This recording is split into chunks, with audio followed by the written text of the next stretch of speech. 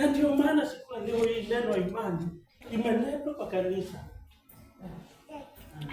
Imani ya kila siku, imani ya sasa, imani ya milele ipate kuonekana, imani ya kuongezeka sana. Amen.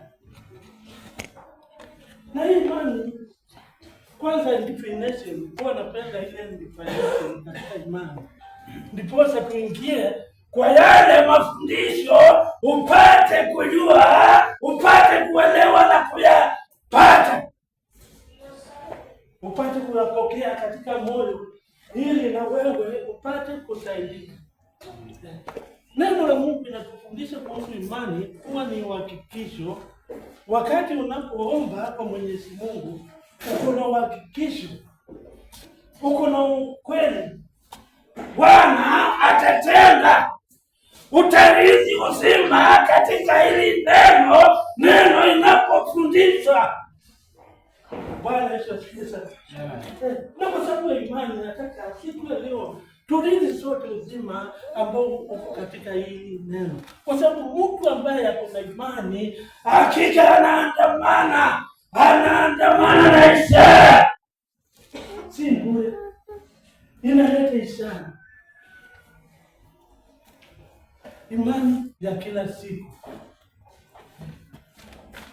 maana Bwana anazungumzia imani ili watu wake, kanisa ipate kuokolewa, kuishi kwa imani.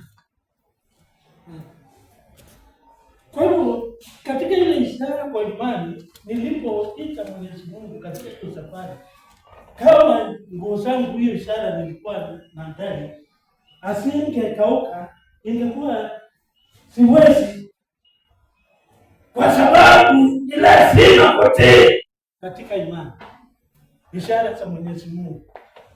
Bwana Yesu asifiwe sana.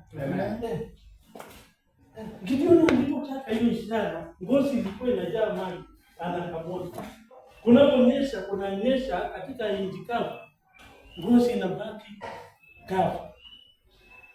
Na ikampendeza Bwana, Gideoni akajiendeleza, akawa mtu hodari. Na wewe unapojiendeleza unakuwa hodari katika imani.